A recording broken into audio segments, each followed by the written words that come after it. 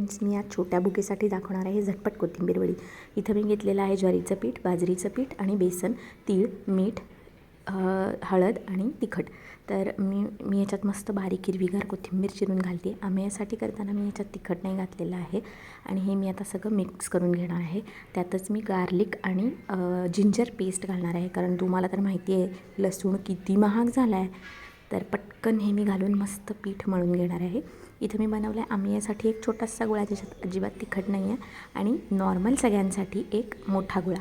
तर याचे छोटे छोटे असे गोळे करून घेतलेत आणि मी आता हे वाफेवर शिजवून घेते. तर हे बघा मस्त आता शिजले, सुरीलासुद्धा चिकटत नाही आहे.